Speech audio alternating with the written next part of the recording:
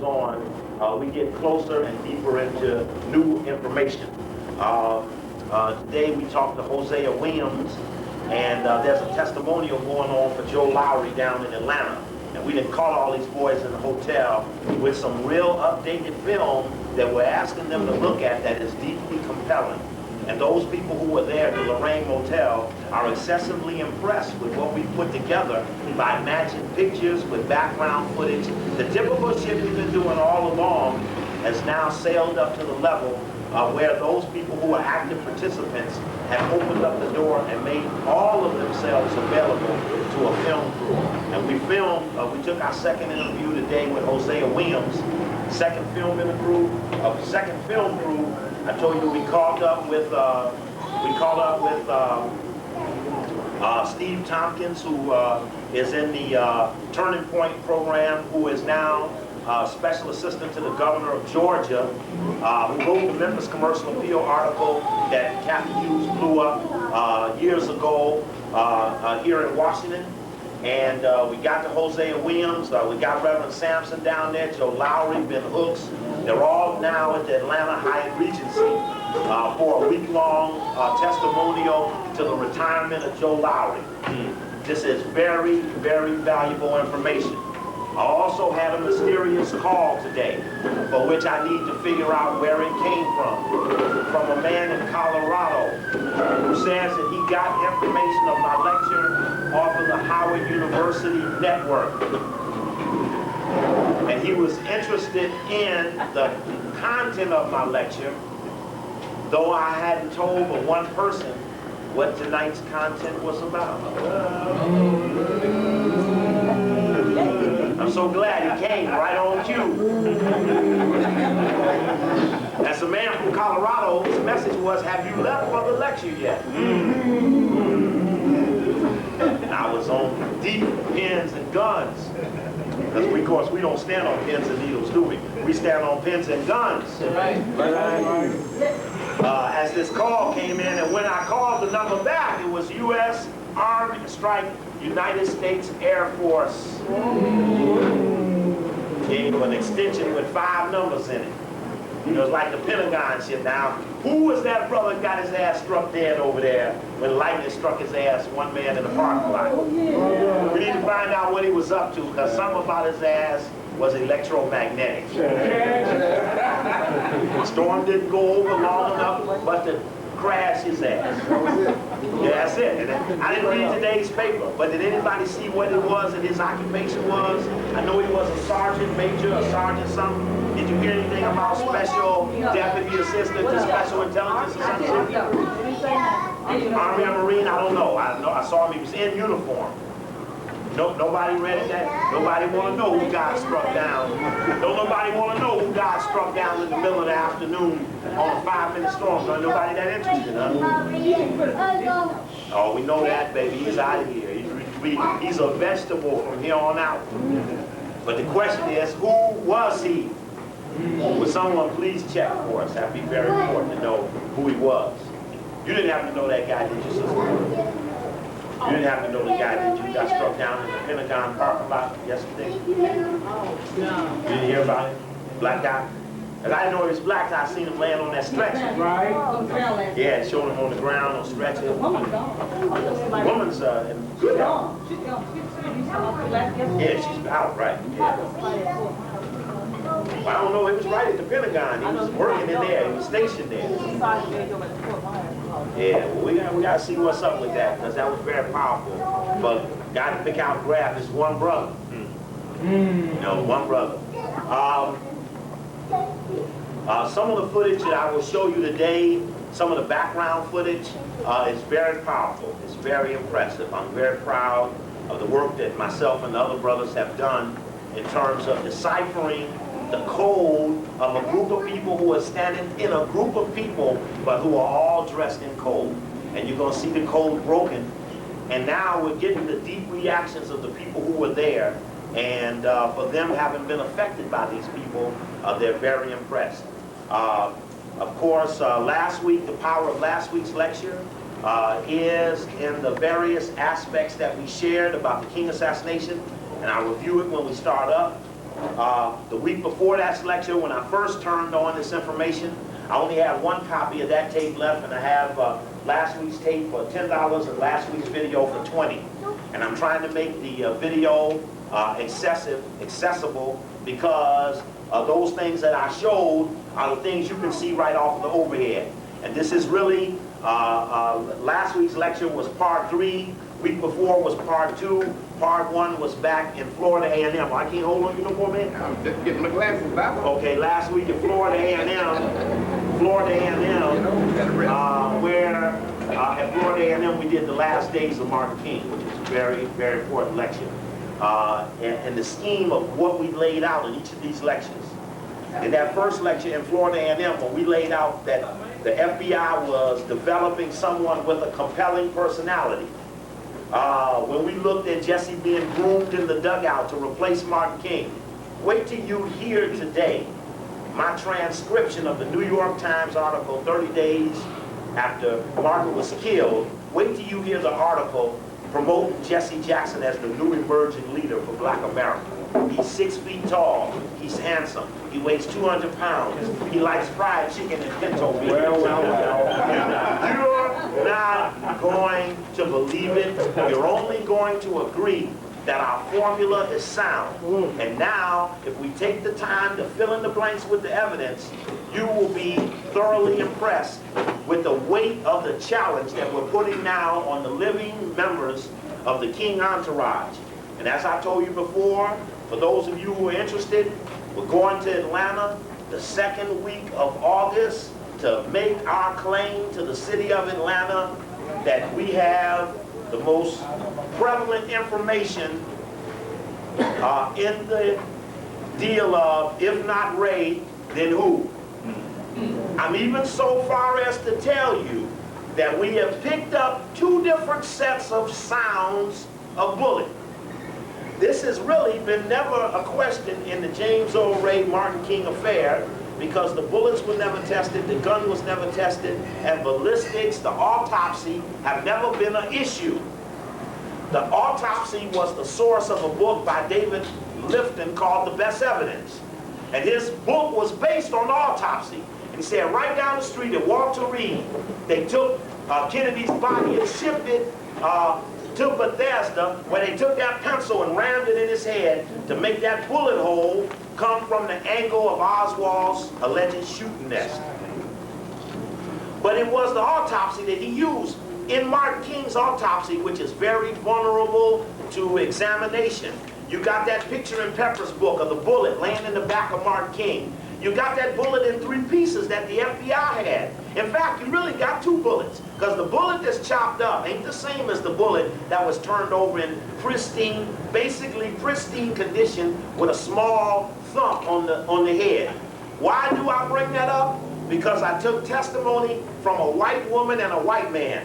When I was on the radio in LA a couple of weeks ago, talking about the Martin King assassination, among other things, a white lady called me after the show and said that we confronted Jesse Jackson as one of the shooters of Martin King. And I went, damn, you know, that's kind of far out. She was a white lady. I called her back about a week later. She said, ooh, I had given up on you calling me back. She said, I got a guy, Bill, you need to talk to. Jesse came here to have a book autographed. We stood in the line and we confronted him as a shooter. There's the question of the powder burns that are on Martin King's face and shirt. For powder burns only come from what? A close range shooting. Now when I went back through all of the videotape, Brother Donald, and with the research brothers on all, I mean, I 3-hour call today. I mean, I paid for 2 of the people. 2 more people were hooked up off of one of the person's lines to do a 4-way call. And I don't know what 3 hours worth of call is worth. But for us to go through all of this like we did, which was really a phenomenal achievement, when you figure out what we did together, all of us watched, say, ooh, that's Evans, say, ooh, that's McClain. And each of us were able to put something together as we all watched it together. That's why we got to start having working sessions. I mean, the lecture, we present certain information. People do in other cities take those videotapes and fill in the blanks, as you do. And so this is really an open working thing. And what we were able to come up with off of these tapes is really Really very fascinating. Brother Donald, we picked up with that the people who witnessed the assassination, there are two sets of sounds. Surprisingly, all the people close on Martin King said it sounded like a bomb, said Earl Caldwell of the New York Times. Reverend Kyles on the balcony with Martin King said, and then I heard, "Pow!" And then another man said, a TV reporter said it sounded like a cannon, pow. But those were the people who were right up on Martin King. That was too loud of a sound because the shot came from medium to back range. The people who were standing medium said it sounded like a firecracker. The people who were standing back said, I didn't hear the shot, I only saw King fall down. Another lady, I called the lady back in California when I found in Pepper's book and this other book by Michael Newton, evidence of a woman who nobody took seriously, who said, I didn't see Martin go down, but I had my eyes on Jesse Jackson, who had 1 foot on the stair and 1 foot down and seemed to have something pointed at Martin King, and once Martin fell back, he put it in a tote bag. Ooh, damn. Then I'm going to show you the shooting scene. I'm going to show you the shooting scene. All my buddies who are in different cities don't know what Ben Branch looks like. Who is Ben Branch? Ben Branch was the man who Martin King is asking to play Precious Lord for him. He's the saxophone player standing next to Jesse Jackson as Martin leans over the balcony. Now, the problem they have with the autopsy is the way, whether Martin was leaning when he got shot or standing when he got shot, because of the way the bullet tore off into his body and ended up over in this right back shoulder blade, visible in the autopsy picture in Pepper's book, which you'll look at. One of the earlier comments Jesse made is we looked at Caldwell's, we pulled Caldwell's article, and believe me, as long as I've been talking about this shit, we just start pulling everything. The shit is worse than we ever thought. Jesse says if Martin hadn't been leaning down, he wouldn't have got shot in the face. I thought that was a strange comment. Damn. Yes. Then there's the testimony of a man who nobody took seriously, who says that he was laying on the edge of the bushes like a wino, and he heard the two men tell Martin King to lean over. Those two men are Jesse and Ben Branch. But wait till you see the video. I tell my buddies, I said, turn on that piece and watch Ben Branch duck when the camera comes. He puts his head down. But when we slowed the shit up, oh no. Damn, I left the damn thing. Shit. Yeah, oh no. This is gonna hurt, but I'll just show it to you over and over again. I need to freeze this damn thing. Oh shit. Damn, it just dawned on me. Man. Wait till you see these people duck when the camera comes, and then watch us pull the pictures of who these people are and watch them hide behind poles. This weird, well-dressed black woman who's hiding from the camera. As the SEL staff is all in the room meeting at the hospital, Jesse's the only one in the courtway giving interviews. Watch these people around and watch the theme, friendlies are not wearing ties. It's a real deep, full verification of the informants that are in the courtway who are proven to be informants are all dressed like Jesse and Ben Branch. It's just real deep stuff. It's really good stuff. And I'm very proud of this information. And it's really scary because the brothers that I'm talking to on the phone, they don't work. And I'm barely working, barely making it. And we're doing some real stupid stuff in many senses. Made me think about in the opening video, the story that we compelled, how many stories we compelled in LA during the time of Collins' assassination attempt, how many stories we compelled with the weight of the information that we were finding. And this was a Fox story following the cut a hole in the fence. And the weight of that was, because that was so fresh, another man, after a speaking engagement here on the campus, they were compelled to have to go there. approximately bodyguards. They were compelled to have to go to some spots that they didn't want to. I talked to Brother Colin a day or two ago, who meet me in Atlanta, to go back through his assassination again, because we're pretty sure that the formulas are sound and the players are multiply used. If they did Biggie, of course this is the college shooting, Deliver a live report. and what Colin has made available to me now is the superimposed shot that the police provided at his trial. And of course, you know, the key thing here was that all of the press said the man wore a white shirt and a bow tie. The Riverside police, the University police, the San Francisco Examiner, the LA Times said that the man wore a bow tie. And the LaRussi's. But now we see that ties been a code in every assassination there's been. Ties, off or on, has been a code in assassination.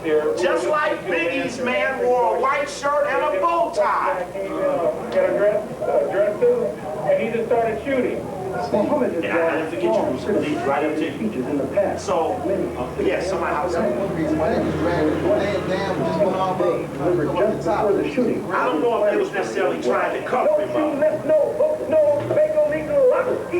Perpetrating the fraud. Muhammad was suspended from his duties as aide to Nation of Islam leader Louis Farrakhan after a widely criticized speech. Now this is a march. It's very important. We're looking for best in that protest. We're pulling up other film. Los Angeles. It's safe to say this has not been a war, has our report. It's another disappointment. One thing I wanted to show you on this tape is the Fox story about the question of the fence. Here we go. And on the hill, rejoined his Let's go back. Now the only reason Fox News was out there was because our crew was out there going through with the nation, because the nation came to investigate it. Brother Sharif called me up in my hotel, and he said, Brother Steve, I've come here to investigate the assassination attempt of Brother Khaled on behalf of Brother Minister. Brother Khaled said I should meet with you. And I said, I can't meet with you right now, but I will meet with Brother Wazir, who is the elder regional minister, former minister of LA, who is one brother that I trusted and I know loved Brother Khaled. We hosted Brother Khaled's meeting the night before at Marla Gibbs' place, where he went out that door and saw Bess outside that door where the gas was going to lead out that way. Now, this the attempt of Muhammad's life last weekend goes into the fence area, and the media following us out there as the nation comes to do their investigation. And you gotta sit in a way you can see this. It'd be unfortunate to sit there and not be able to see it. Some say it is the first finger of evidence pointing to a possible conspiracy.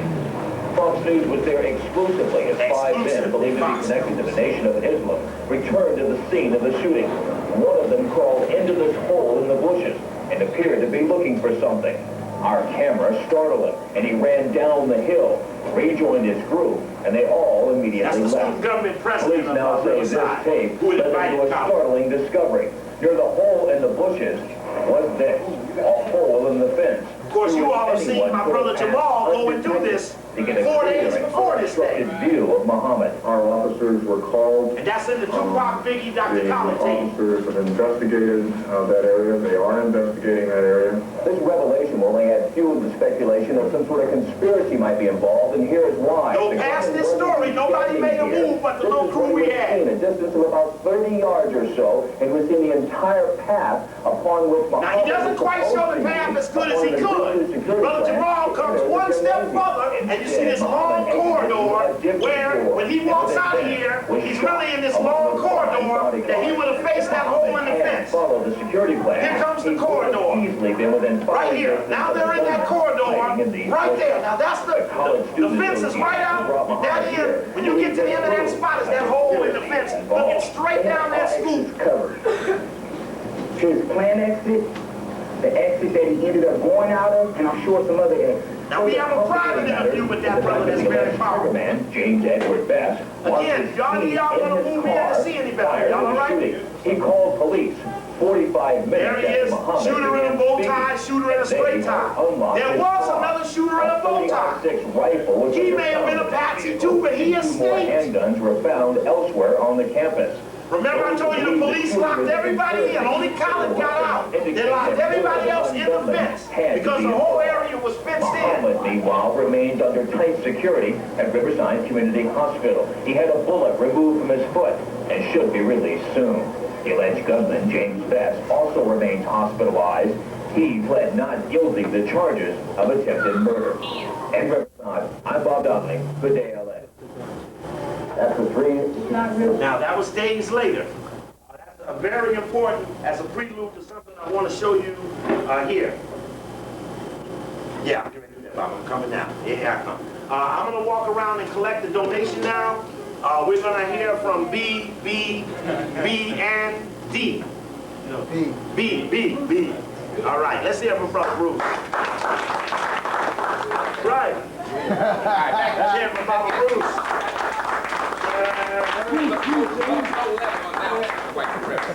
No, that's not no low level. That's the key stuff there. All right, I appreciate you all coming to the Georgia Cafe. I don't know why I'm in such a good mood. I've been so cold, man. I don't tell y'all something. You're trying to do everything with nothing. And when people around you tell you, you ain't gonna do shit. You ain't gonna get nowhere with that bullshit. You ain't gonna do nothing with that bullshit. And then you go even deeper into this shit, you kind of get a little funny. Because you never know how deep. Huh? What's that? This Channel 7 news truck, huh? Did you put out a press release? Do we need to get them? What did you say, man? You got an account or something you did? You want them on camera? I knew Bruce had you doing PR for me. I don't know how that the Air Force Intelligence is calling me about, you know? You want them on camera? Bobby. Yeah. I'm sorry, what? You get electric good outside? Okay, so anybody within listening distance, we're grounded. All right?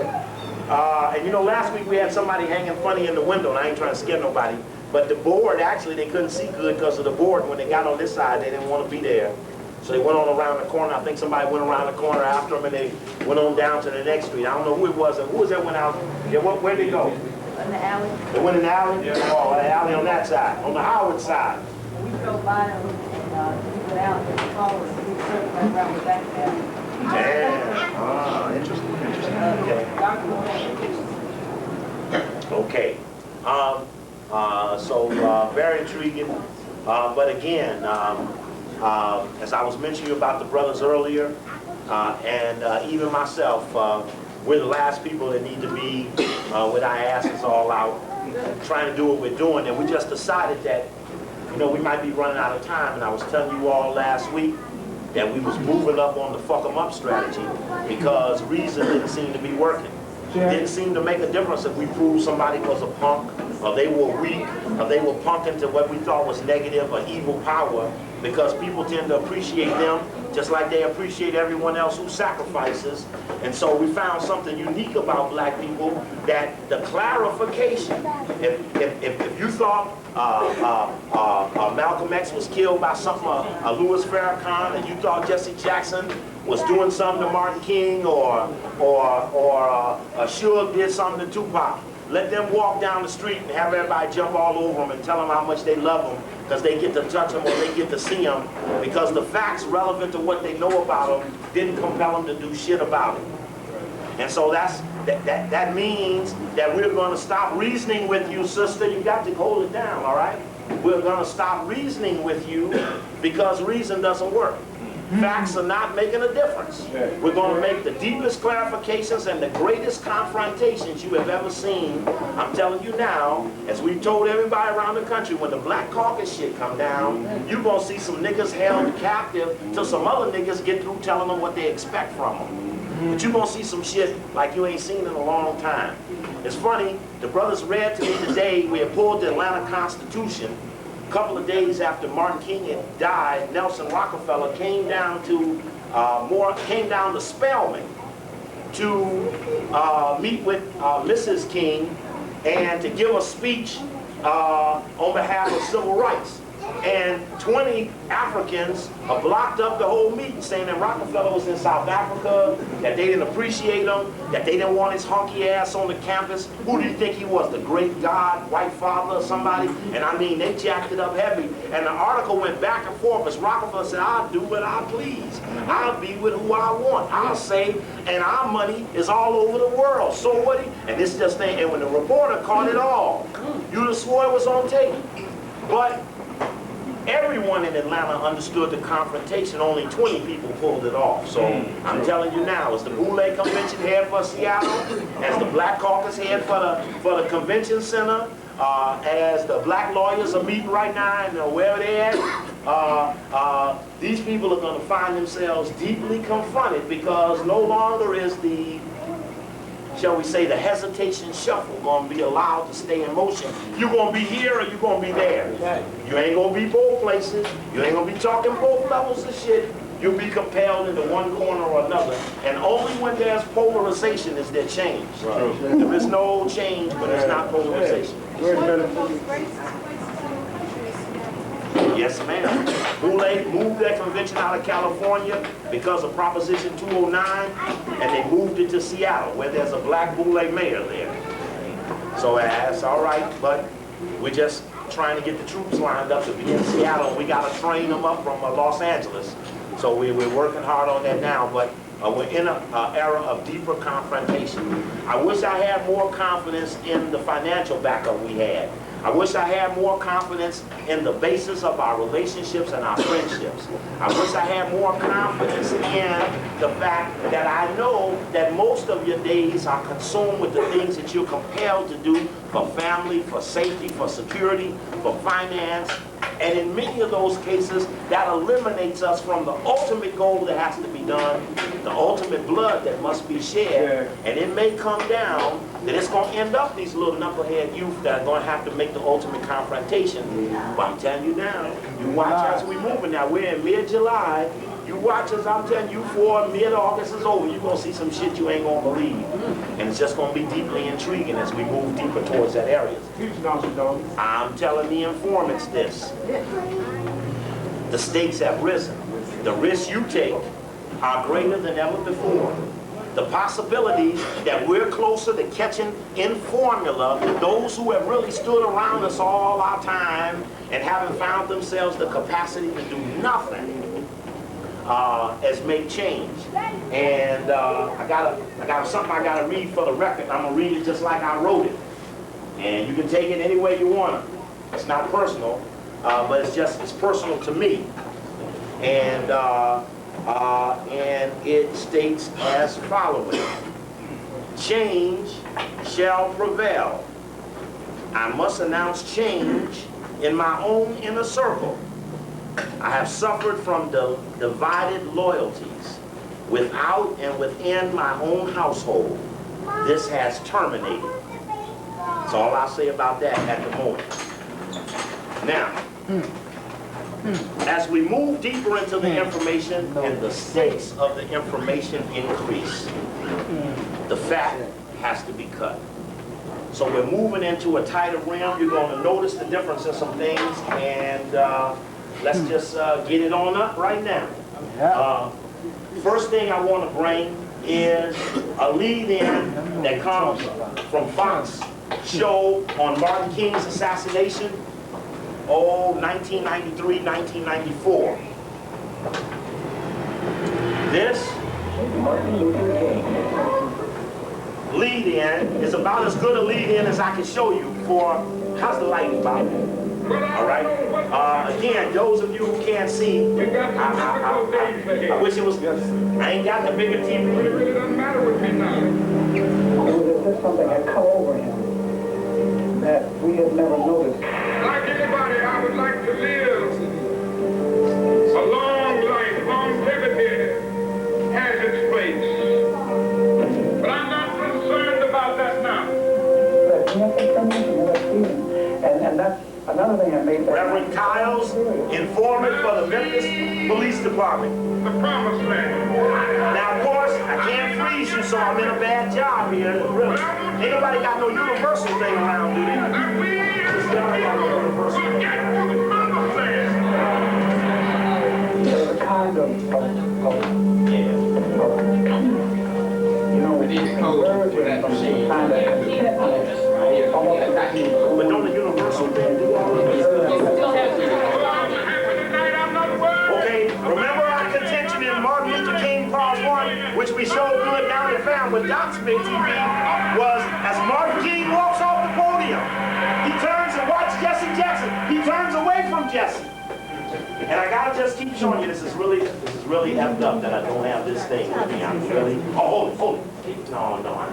Any man, my eyes have seen the glory of the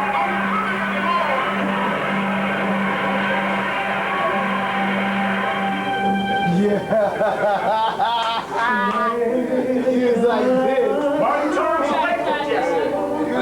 I want you to remember that my contention last week, I'm just going to let this visual run. I have no doubt that the coin would be end product of the conspiracy. The contention last week was, in fact, I just better take it like this.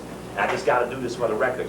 The contention last week was, and again, last week's tape is very important. The contention was that Martin was running out of patience with Jesse.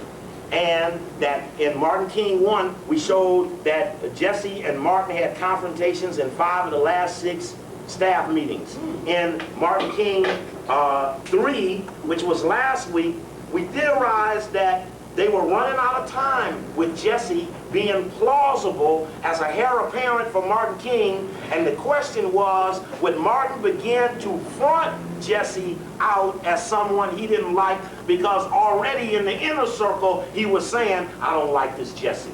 And key last week, we looked deeply at Andy Young's observation of this last confrontation with Jesse. And I didn't bring none of that. I wasn't going to show it to you and then run back over here. I'm going to tell it to you. But remember what is in that moment is that Andy goes deeper into this longer explanation about Martin saying, Jesse, you may build a name for yourself, but you ain't going to build around me. No, Jesse, everything ain't going to be all right.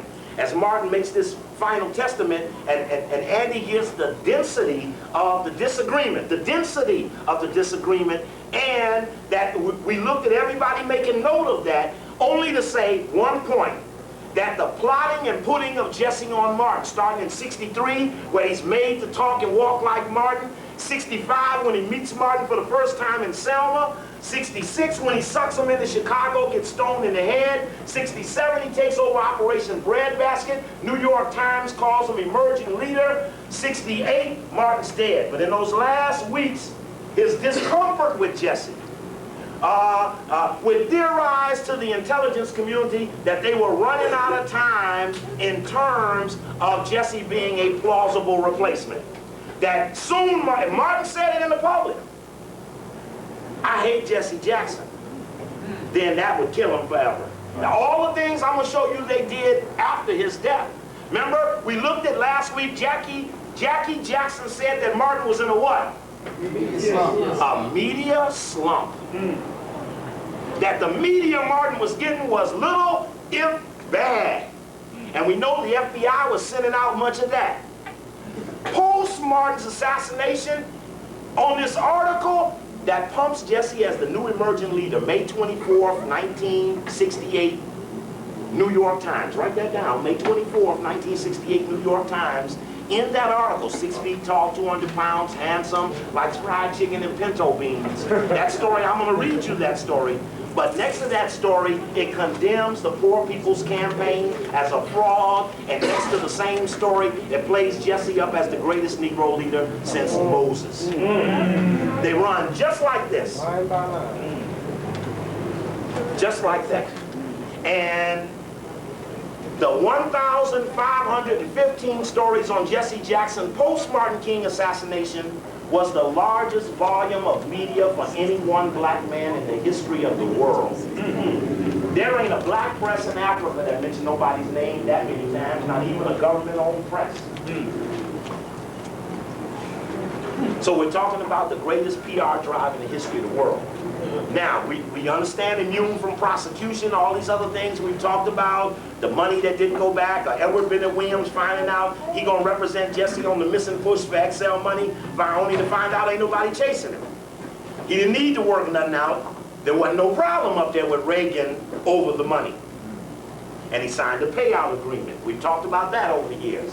Now, my point to this is that, as I'm telling you this one thing, in Chicago, everybody's getting ready because we go into his house with it.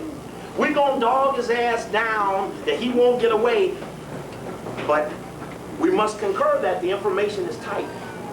And I'm pretty confident we got the goods now to make the move. We've made contact with Pepper. We've gotten all the people we need to go, because it's, well, one thing we found from Dexter that's pretty damn true is some shit that ain't on the table yet that can't go on the table till the climate get right. And I'm proud to be a weather setter. Yes, ma'am. One thing that is specific to Jesse, it's not specific to Martin King, is that in a Time magazine article, I got this out of one of the tapes, of him coming back from the meetings in South Africa with Mandela and calling, and the National Security Advisor, Brent Scowcroft, answered his first call, and then they gave the call to something Jesse was He kept saying, I want to talk to the president. He says, you'll talk to who? Who you tell him to talk to? The dude, we know who he had to talk to, but he said he wanted to talk to Bush. Yeah, but he had to talk to Herman Cohen. Herman Cohen. Who was what? Assistant Secretary for Africa. Assistant Secretary of State for African Affairs, a white man. Herman Cohen. And who's in that position now? Who? George Moose. Thank you, Bob. Thank you very much. Now. Just for behavior, that's why I threw that out. Huh? Right, correct. Brother Don. Correct. Somebody needs to see somebody at the door. There we go. Now,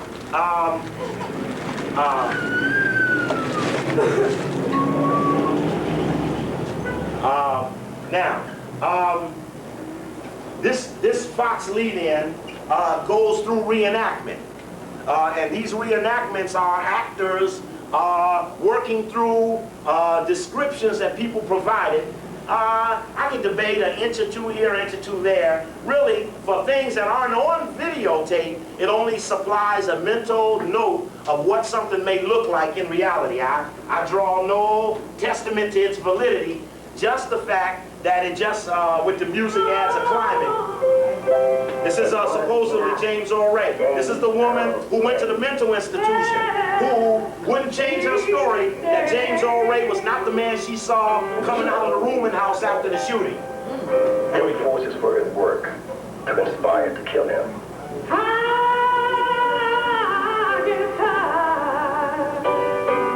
April 4, 1968.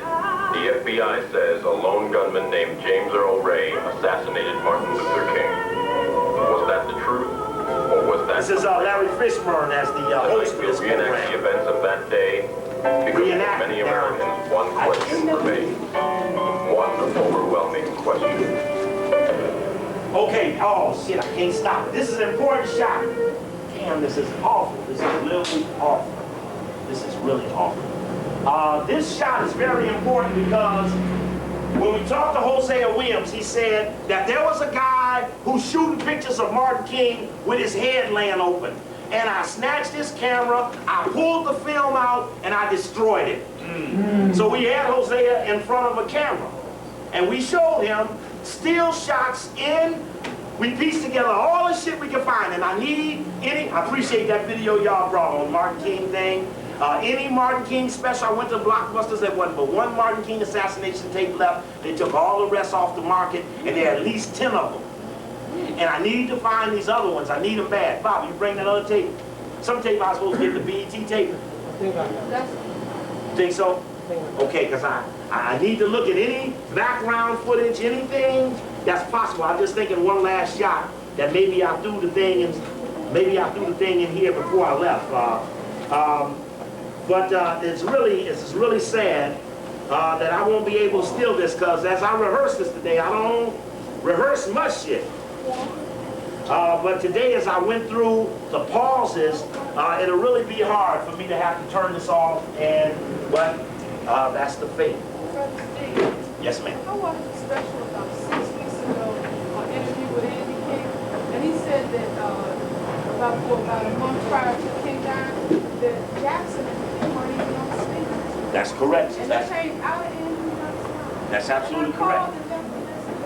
That's right. Turn on the TV. I got it too. Okay. I got the tape. We're going to look at some of that tape. Okay, now that shot, that still shot. This shot right here is important. These are the shots that Hosea thought he tore off of the camera. That's the woman. That's the woman who, man, I can't even pause this thing. That's the woman who's the other woman pointing and the people pointing across that hallway. Now, what's important about this shot is now I've seen full sides of pictures where certain pictures have been cropped that we've seen over and over again that have been cropped. For example, Hosea Williams told us how he got blocked out of that picture. He got blocked. This is the picture before the assassination on the balcony. I need to show you this in overhead. James, I'll come to you because of the weird, stunned look Martin King has on his face. Very disturbed. Here you can see Hosea Williams in the actual picture. Look at the distance in space between Hosea and Jesse. Now, I can show you in different pictures where they're going up the stairway. One shot going up the stairway, another shot looking at them go up the stairway, and you'll see Jesse when Martin goes up first and Abernathy goes up second. Jesse jumps in the line, puts his hand on the rail, and holds up everybody behind him. Lets them go up. Then he goes up, and that's how that gap got in there. The gap between Hosea Williams and Jesse Jackson.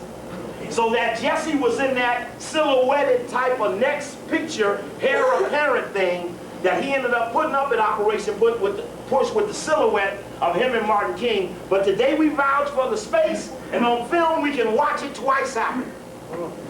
Now, this level of detail has not been done with the players who have been more into external disagreements over strategy of Martin King's assassination and not over intimate details. They have not wanted to deal on each other, though they have in small, non-life-threatening ways.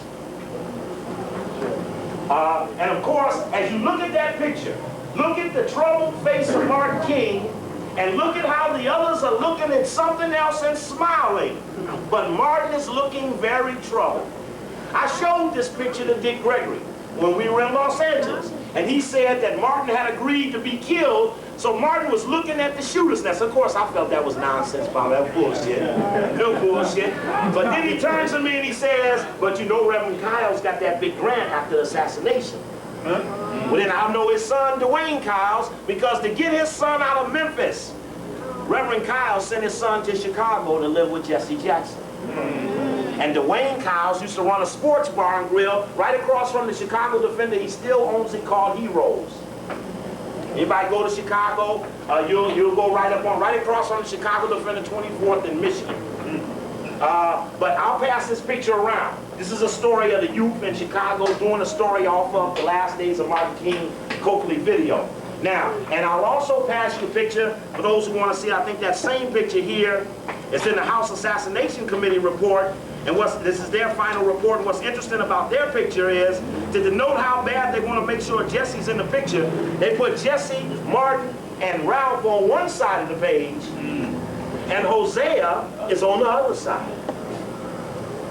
Hold on, Bob. Let me see if I can get this together. Wait.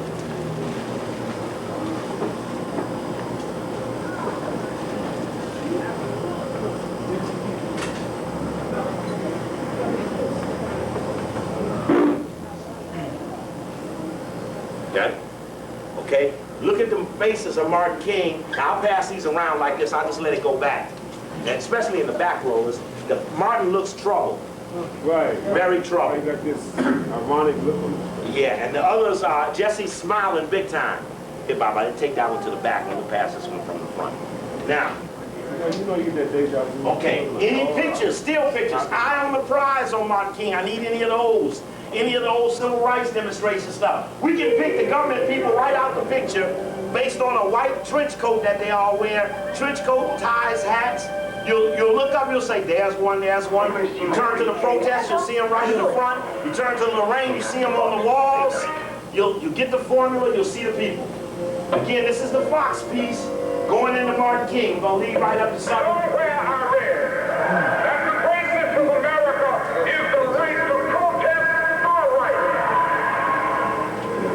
saying, we need another Martin Luther King. God, we don't deserve another one until we learn how to. Remember, tonight's role is the visual side of the assassination. His argument was that truth will set you free. And no matter how much you crush it, how much you distort history, how much you propagandize, how much you lie about it, somehow in time, truth has a way. That's right. Of emerging, cannot be contained. That's right. That's who is crushing right there. We just made arrangements today to go to Memphis. I'm Larry Fishburne. Good evening. Martin Luther King was assassinated at 6 p.m. April 4, 1968. Show you something about room 207. You're going to see everybody sneaking in there for a meeting. And a man that's an informant trying to run up to the door, and the door closes, and he has to back off. The FBI concluded that. Push ahead. Now, certain points I want to make tonight so that you understand them clearly. One is that Jesse has said that if this Ray will just drop this guy Raul, then we can get on with the business. It was not always so. And so Dr. King, in fact, knocked those barriers down. Walter Fauntleroy, who would later head the investigation into the assassination, worked under King in the Southern Christian Leadership Conference. Martin Luther King Jr. was the singularly most important man. Okay. Let me go straight to the question of Raul. Since Raul is a living person, Raul is a person who James Earl Ray says led him around the country. Just for the sake of evidence, I put before you William Pepper on Tony Brown's journal. Again, part 2 to this is missing because on the local level, Howard Station re-showed part 1 when part 2 is supposed to name the informant Copperhead. But we think we didn't got Copperhead on our own. And I'm going to tell you right now who Copperhead is. It's former Congressman Harold Ford of Tennessee. Oh, Baba, we on that deep now. We're at the point of no return. We're at the point of no return. Jack and Robert. This is Pepper on the existence of Raul. Looked at it and then threw it to Raul. He looked at it and became enraged. Threw it on the floor, she said, stamped on it, and then pulled a gun. Said, I killed that black. It's about a keychain that a lady has that Raul stamps on. It had Kennedy King on the keychain. An incredible experience that she had. And she came forward with a great deal of fear to tell this story. A merchant seaman, of all people, an English merchant seaman from Yorkshire, called me after the trial and said, I heard them ridiculing the idea of this Raul. He said, well, I met a man called Raul in the Neptune Bar, the same place that James Earl Ray said he met him. I met him there in August of 1967, and he offered to sell me, guns. And he told this accounter, all of these statements eventually came on the road. So we have no question that of the existence of Raul, we then had to go about the business of finding him. And we have found him. We located an immigration photograph, a passport photograph, showed it on a spread of 6 photographs to all of the witnesses involved. And independently and individually, they identified the photograph as being that of Raul. Raul, according to your book, is a Latin-accented native of Portugal. That's right. He came to the United States from Portugal in 1960. And his was ran through Al Haig and the U.S. Army Intelligence Division through the Bay of Pigs and right on up to Martin King. I can say it's an ongoing investigation. I can say we're quite certain. Same people involved in the Kennedy assassination. Same witness in one saying, I seen them guys on that other assassination. We started a civil lawsuit against him and Lloyd Jowers. Who, I believe Kevin Bacon played in the movie JFK, the guy who was in jail, who had evidence about something going on between Clay Shaw. Now I'm going to tell you something else. I'm pretty sure now that the indictment of Clay Shaw in '67 by Garrison, who was moving in on Clay Shaw on the Kennedy thing, had something to do with that same group in New Orleans killing Martin King to get the government off of Clay Shaw. An innocent man. What did he say? That's a whole other He asked me to call back that evening And his daughter then spoke to me on the telephone, and she said they had decided that no meeting two would white take guys place. in white He cars. lives, according to your book, in a northeastern city. Yes, that's right. And he has a daughter. Does he have a wife? Maybe that's not Yes, a he police does. car. Maybe that's Does just he a have white other car. children? White Yes, he people in a does. white car. So it's hard for him to pull up roots and move, would it not? Yes, I suppose one could say that, but people, if they're besieged by the media, as Lloyd Jowers was, tend to flee. And Jowers, as you may know... Okay, we'll get to Jowers later. The only point is, you hear Pepper say, this is a visual, you hear Pepper say that we have established the existence of Raoul. Now let's go over to Jesse. What Jesse wants from this assassination clarification is if Ray would only give up off of this Raoul character. So we have some questions for Jackson. Did he investigate the possibility of Raoul's existence? Of course, this is from the found tape where we look at the strange reaction of Jesse Jackson next to Martin King at the Mason Temple tape. Now just show you something that you actually already seen it on another tape. And Brother Doc got that type of TV I need to be carrying with me and shit. That's that. Yes, now the acting normal. Kind of pats him. He looks like Judas at the Last Supper and shit.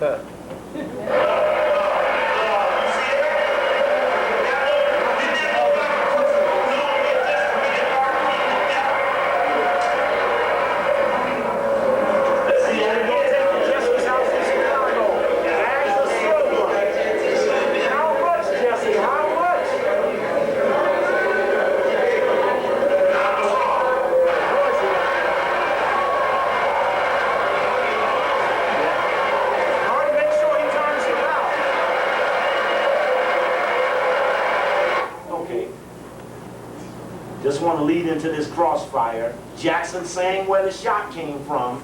This is very important for the visual, for the record.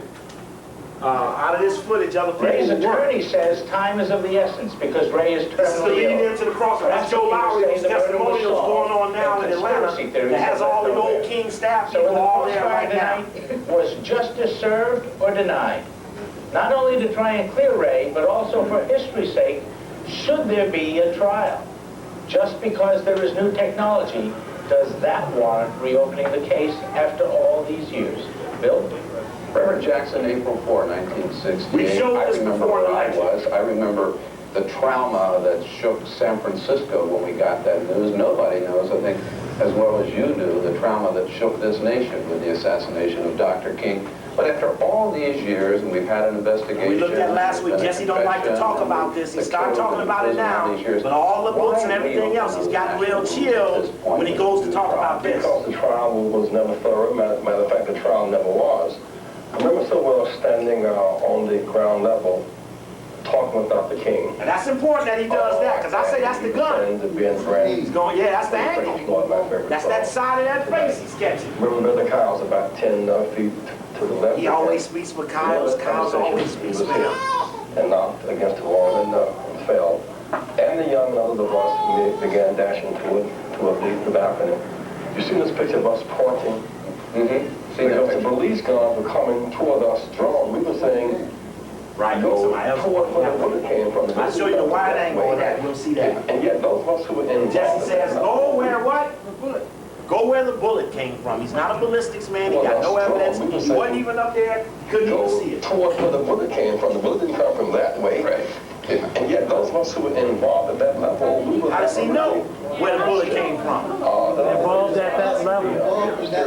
Right. And remember, it is only that pointing that way. I would then go to the visual over here where he showed the black man last week. We showed the black man. What was he doing? What was the black man we saw with the rifle last week standing in the doorway? What was he doing? He was doing what? Watching over. He was watching over what? The bundle, right? The bundle with the evidence incriminating James Earl Ray. That's where we got this on overhead, which is on that video from last week, which is just $20. The black guy standing in front of the bundle. Well, we've now found out there's another picture of the same black guy standing in front of the bundle, but the superimposed in the background is a different street. That they thought the getaway would have gone in another area, so the government chopped the picture and put the same black guy on a different street. And when Pepper interviewed him, he said, Pepper, the picture you're showing me, which is the real picture, is not the picture that the Justice Department brought to me to identify as myself. It was me in the picture, but I was on the wrong street. And Pepper got access to the two various pictures. Steve. Yes. On the shooting, supposedly on the balcony ceiling, this skin, King's skin was on the balcony ceiling. Which is up trajectory. Correct. Straight up. Right, that one person pointing down. Well, we're going to deal with all of them when it gets to boom, bang, firecracker, or I didn't hear anything, but I saw everything. You got it. We're now charging where all these people are standing. The day Dr. King just arrived in Memphis, the room 306 of Rain Motel. That always struck me as fun that they would announce on the television it was in room 306, which was the room facing the bullet actually came from. Do you believe to this day that James Earl Ray killed Martin Luther King? I confess James Earl Ray was in the middle of the killing. He neither had the motive, the money, nor the mobility to have done it alone. My interest is not in declaring James Earl Ray to be innocent, but rather to find out just how massive was the conspiracy. Do you think this trial will ever answer all of those questions, or is this trial just going to leave us with more questions than we have now? You know, there were those who tried to convince Marilla Evans to give up on pursuing the kill of Medgar, and so she did it, and she was successful. Put it this way, if the trial is open, a real full trial, we may not know. We'll have the satisfaction of having tried. If we do not pursue the trial, we will never know. Absolutely never know. Congressman Stokes, you chaired a congressional investigation committee that looked at the question of the assassination of Martin King. Now, what's so key about Stokes, who fucked up the House assassination, is that who have they suggested to chair the CIA investigation done by blacks? Stokes. They've asked him to come back to chair the CIA drug investigation into the Contra cocaine connection. King, her due, so to speak, by allowing this trial to go forward and I'll show you Stokes on Raul that has been alluded to by as we get Jesse on Raul in a trial. Well, firstly, I don't have any authority at all in that respect. What I did was to chair a congressional committee which made a 2-year investigation, and I thought a very thorough, comprehensive investigation. Only problem was, he said that in view of all of the evidence, the FBI, the CIA, the U.S. Army were in no way involved in the assassination of Martin King. That's what his committee, the deepest conclusion that they made, even having their own files rifled by the CIA while they were doing the investigation, they caught the boy going in the safe. In spite of all of that, his conclusion was that no government agency had no role in any part of Martin King's assassination. That's probably about as deep a spot you can go to as anywhere.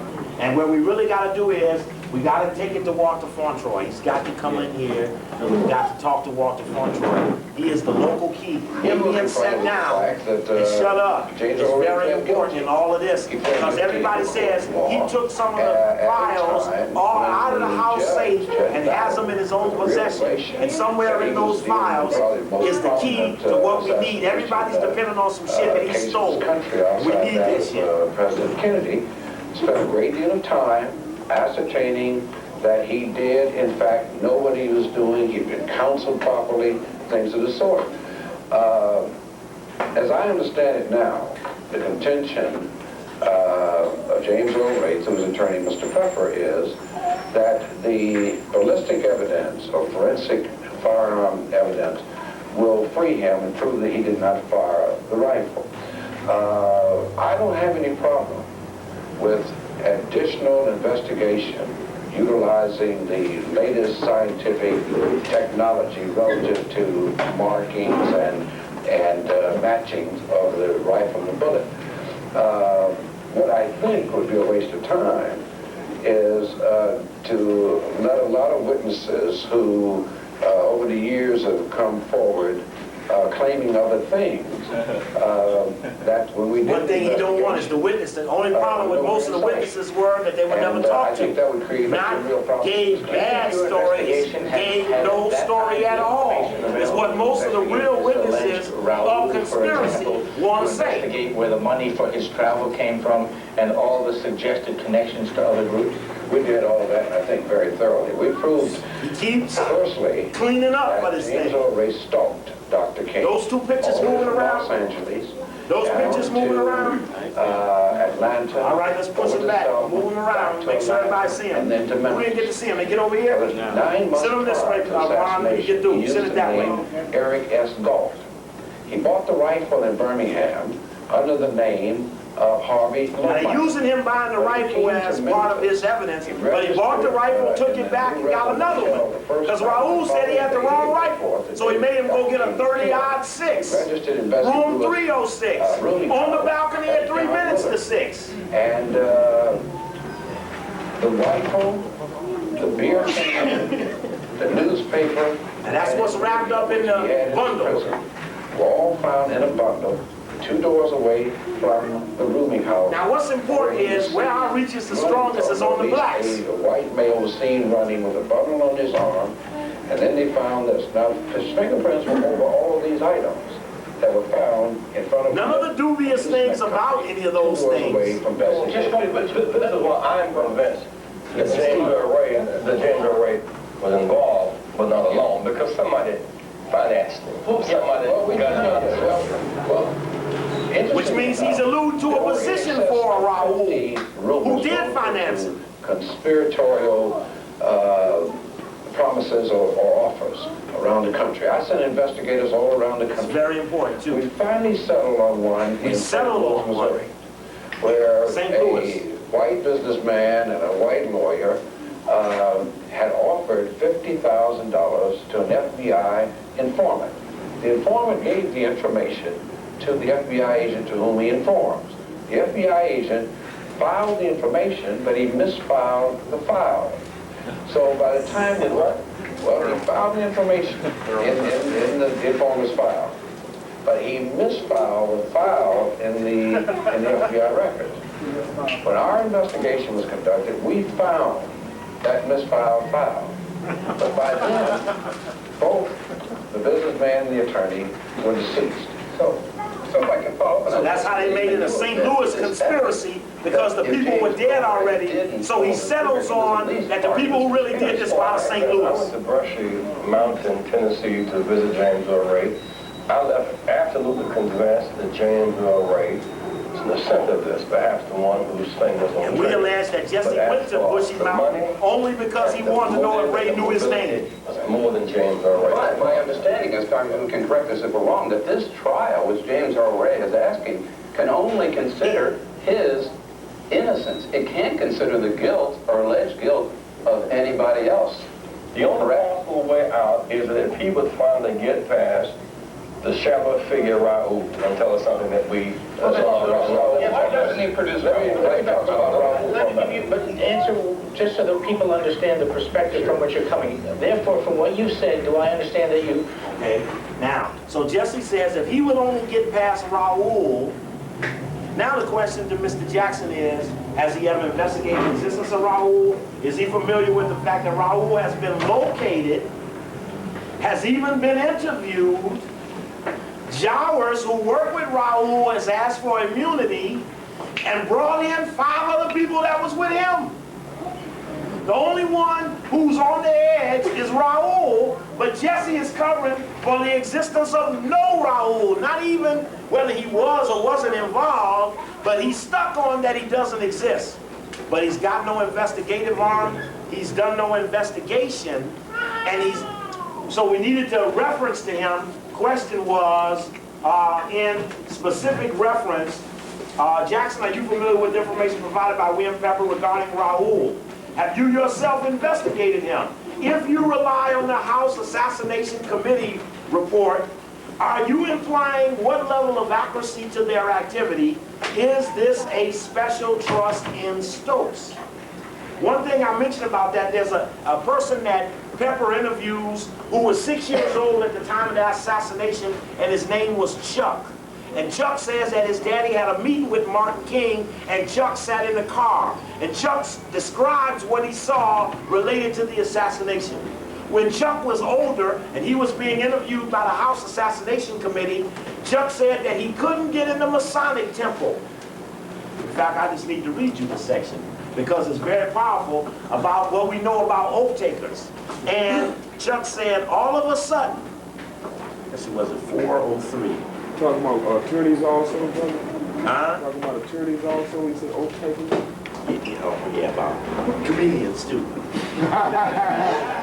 Chuck had the impression that their concern was centered around secrets other than King's assassination that he might have heard when he was around his father. This is his friends. They also invited him to join the local Masonic lodge where previously he had been excluded from membership. His brother pressed him to join. As a brother in the lodge, he would be bound to secrecy. They had a man who had a story he wanted to tell, so they took him in the lodge and sealed him forever. And Pepper says, I don't know what to do with his story. I'll leave it alone. And Pepper just sets his story in the book, but says, I didn't check up on none of this. I just let it go at that. Okay. Yes. Over a series of time. Anybody got the trial of James Earl Ray on film?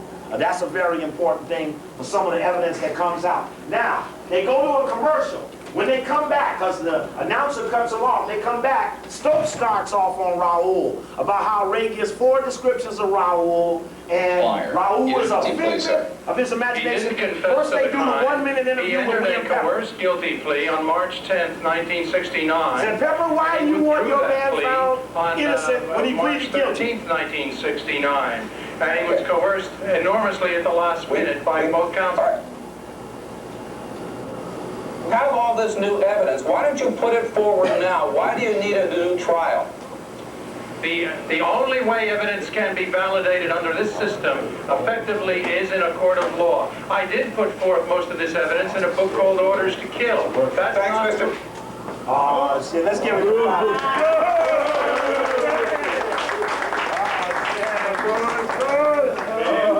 He knows the code.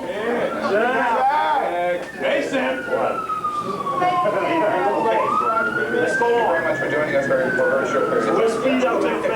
Stokes, who did chair that congressional... See what happened here? Remember we looked at this before. All of a sudden, in the middle of Pepper's interview, it was on 30 seconds. Let's go back to Congressman So Stokes. they said they had satellite trouble. They come back in the end and say we had satellite trouble with Pepper, but then watch it come back on Effectively is in after a they court take of him law. off. I did put forth most of this evidence in a book called Orders to Kill. That's Thanks, Mr. Pepper. I'm sorry we're out of time. Thank you very much for joining us.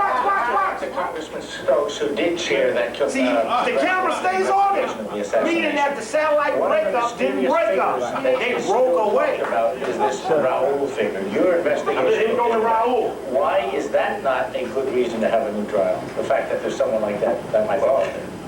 For 3 days, when James Earl Ray appeared before our committee This in is the last of Raoul. nationally televised hearings, I questioned him about Raoul.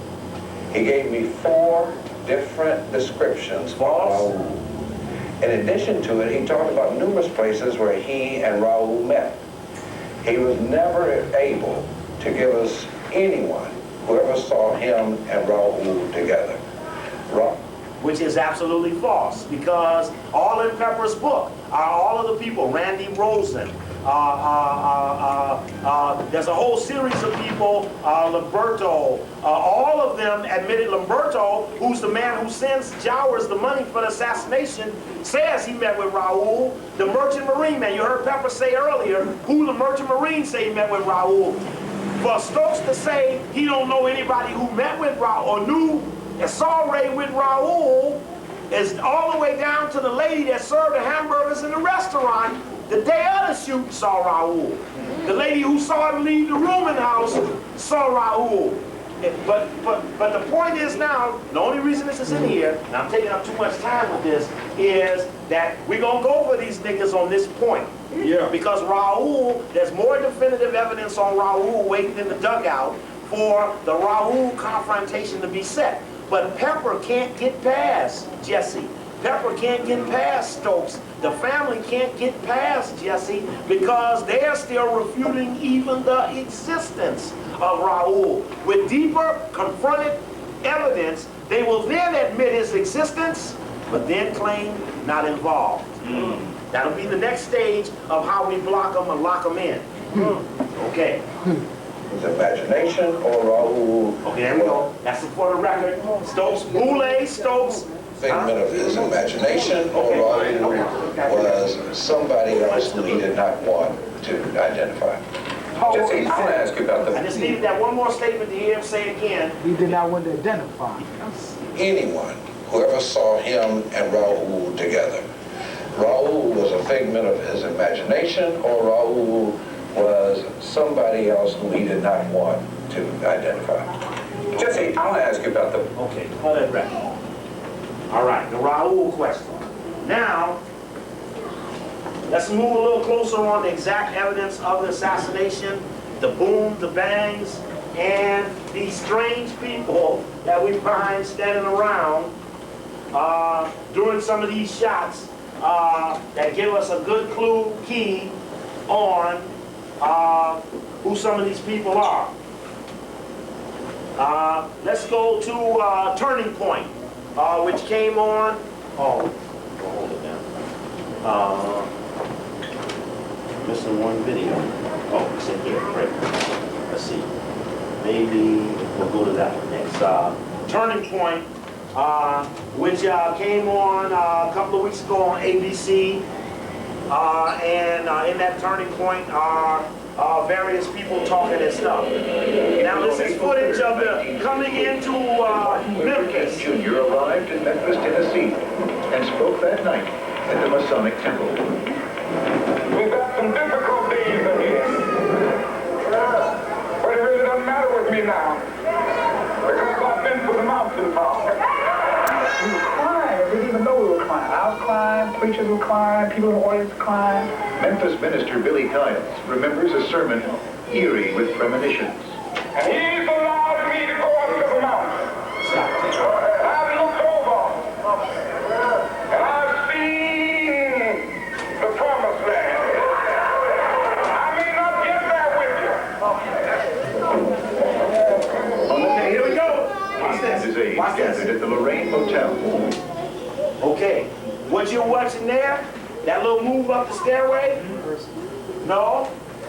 Where's that other shot at? On the front line. You're watching seconds before this picture. What you're seeing coming up that stairway is seconds is them coming in. Now let's go back. Watch Jesse on the side and then step in. King on the front, right? King's in the front. Watch Jesse even look to the side, almost a little jumpy, as he gets up on the balcony. There we go. Now here's Jesse here. His death, King and his aides gathered at the Lorraine Motel. And they go up. Dozens of Memphis police officers patrolled. Now I got another shot of them further up the balcony, coming up a different angle as they get in the corner of that stairway. Tight surveillance. They show the hotel radio like the bug was in the radio. Seemed at ease. I see Dr. King come from the restaurant, which was down a little alley. Former New York Times reporter Earl Caldwell was also staying at the motel. Walks up on the balcony, crosses the balcony, goes to his room. By himself. He didn't have security with him. Nobody. Notice somebody peeking out the curtain. It's right there. That same day, a man using an alias checked into a small rooming house directly across from the We'll get to hotel. Ray another day. Ray gonna have to defend his own ass. This ain't about Ray. It's about Jack.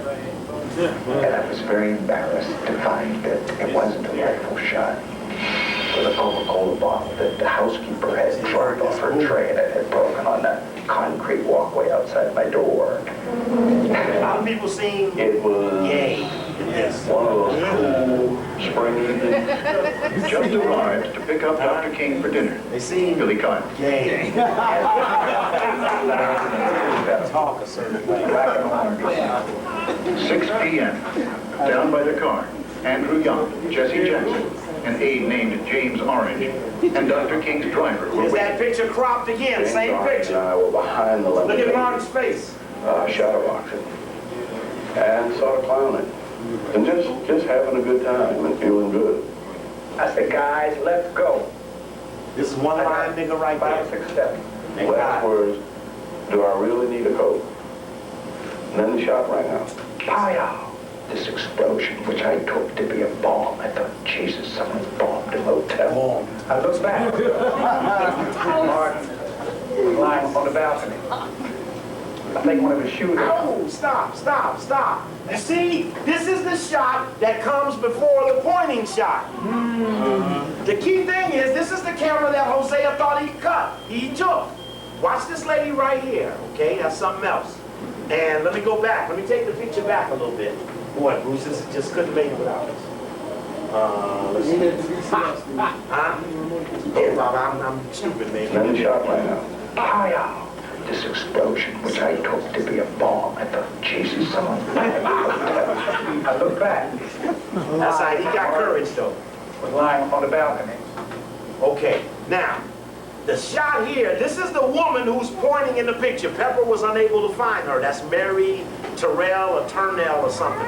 And please, I'm sorry, y'all need to come in here, man. Don't miss this shit. They're looking on the edge, cause y'all especially need to see it, cause yeah, come on down. Here's some chairs in here. You can bring one. There's one in there. Just take that spot. Y'all too valuable to see on the side. Scoot over just a little bit, Sky. Let them slide one more chair in there. I gotta throw my chair back over there. There we go. Now, see who this is here? Who's that? That's Jesse Jackson. Why, when Jesse was down here by this stairway, why did he run up this stairway? The photographer, who Hosea thought he tore up his picture, comes in from that angle. Because all those shots you'll see of King as it gets closer is King from that angle, from this angle. The photographer is coming right over Jesse's shoulder. This is the maid. Now, what had Jesse got through doing? We went through this last week. Remember at 5:45, this maid right here goes to room 315 and 316 and tells the gang members, the invaders, that SCLC is not going to pay their hotel bill and they've got to leave the hotel. And in 5 minutes, by 5:50, they had packed up their stuff, and some of them walked out the hotel compound. The other group drove out, but by 5:50, only 5 minutes later, they were out of there. When they asked the maid who it was that told them they had to leave the rooms, what did she say? And that meant that Jesse at 5:45 telling the maid to get her to do something to clean out that whole back side of the, because remember they're in the rooms on this side of the wall. Except for, which is the one invader that didn't get called away? McCullough. And who is McCullough? And I got this on overhead, it's on that video real good. Shot came out real good. And just for the sake of showing you here, this is McCullough, the one leaned over. He's the CIA man. He eventually worked for CIA. He's the Memphis intelligence man, standing over Martin King's body like Gene Roberts stood over Malcolm X's. Who is Gene Roberts? New York. Right. Both men were local people who got promoted to national intelligence after their missions were completed. Now, of course, and remember, Pepper makes a point of saying that McCullough is the only person in the picture without a tie on. As he says, friendlies don't wear ties. As Tactical Director Samuel Evans tells the military men in the briefing, friendlies will not be wearing ties. Now, we looked at last week pictures of Jesse Jackson wearing a tie with Martin King, so you just didn't think Jesse didn't never wear no tie being with Martin King. And that's Jesse and Martin right there, and Jesse at the city council in Chicago with the turtleneck on with the so-called Blood of Martin King shirt. But Jesse had on a turtleneck and Ben Branch had on a turtleneck, and the key to that was that the argument was over Jesse not wearing a tie. This is Sam Evans, the tactical man who gave the briefing, but I'm going to show you Sam Evans walking down the stairs, and his informants are right there in front of him, and he turns his head so he doesn't have to look at them and they hide behind the pole so the camera doesn't pick them up. This shit gonna knock you out. But the key thing to this picture is, what do you know about the picture? When Pepper says the only one in the picture who wasn't wearing a tie, what do you know about that real picture now? They cropped out Jesse. There you go, Uncle Charles. Because the real picture would have put him in it, but the picture that went everywhere took him out of it. See what happened? He would have been right here. See what I'm saying? From what's up there to what's here, what's out of the picture. And again, to do this right, I should have an overhead next door, and I should I should do it that way, and I had it that way. That's on that tape. I just couldn't go there this week. It's just too much work, too much carrying and stuff. Yes, yes. Let me use this book 1 second. I'll pass these shots out. That's from the book Jesse. Now, Bruce, let's give Bruce a hand again. Yeah. Bruce. Okay. I'm looking at reactions. One of the shoes that come off, put him on the railing. Yeah, I'll take there it was a down. crushed cigarette in his hand. His pulse was still. Now, you heard. Now let me tell you about this. You in the X-Files depiction of the assassination. Who was the man that did the shooting? Cigarette man. Now let me tell you something that we got on tape about, and Hosea made a point of saying to us today, that once Martin King's body is gone and the blood is laying there, somebody took a balled up package of cigarettes and threw it in the blood. And there's a picture of cigarette, this balled up package of cigarettes. Now, Kyles talks about taking Martin King's cigarette out of his hand because Martin didn't smoke in the public, and he takes it away. But someone came behind all of that and threw this package of cigarettes into the blood. And everybody comes down and shoots the picture of, it made me think about my man Hollis on the phone as we talking across country today, Cigarette Man. And then it was odd, last week, we left the lecture on Tuesday, went right back to New York undercover, and there they redid the Martin King one, where they threw out Operation Garden Plot. They threw in Yoruba's daddy as one of the shooters, but the key thing was, and this was the point I was making in Atlanta, where I got this argument with the brother, because he saw me make a point of, this was exactly when we got an argument, maybe to the other side of Coakley, is I say, but did you notice the daddy, the oath taker, sides with his son and breaks his bond to the government and says, I'll clean this shit up, son, get on out of here. That's right. And as soon as I made that point to the point in the audience, the brother hollers out, why ain't Farrakhan down here speaking? I mean, Kobe, why are all them oath takers around you? And what I had done was I was making a vein for an oath taker to walk in on repudiating his oath, and the boy came behind me and tried to close it back up. And that made me do the other side of Coakley. That broke up the lecture the one night and led me into the next one to make me then do this whole spiel on, I don't think you know me that well. And that's what resulted in that way. But just to fill all of that in. The tie that I had picked out had been severed and the knot was upside down. We got this earlier piece of 93 when Kyle said he was in the room for an hour. Now, of course, we looked at last week that Abernathy and Hosea Williams said Kyles is a liar, saying he was in that room. It was executive staff only. We broke out of the meeting, went to our rooms. Martin starts to get dressed. Ralph says Kyles never came in the room. But Kyle's story has now been reduced, that all he did was make sure one thing, that Martin had his tie on. And Kyle says Martin's tie was missing. And I thought it was a prank pulled by one of the staff, but do you understand that Martin couldn't have found that tie? He would have been alive. But Kyle's made sure he had it. Woo! Shut. Sound effect, man. Audio and visually on the tape. All right, here we go. There was a gaping hole in his face. And all this seemed impossible. It just didn't seem, it was a dream. An ambulance rushed Dr. King to St. Joseph's Oh, here we go. Look here. Now, this is what I want you to look for when we look. It's getting key now. Notice there are no other SCLC staff in this whole area. You'll see no Hosea. You'll see no Ralph. You'll see no Andy. you'll see nobody but Kyle's and some weird looking guy down here. He looked like Bill Cosby. He looked like he looked like he was with Kyle's. But you gonna see, you gonna see. Y'all think I'm good? And I'm telling you, half the secrets in the world are tied on teddy bears. All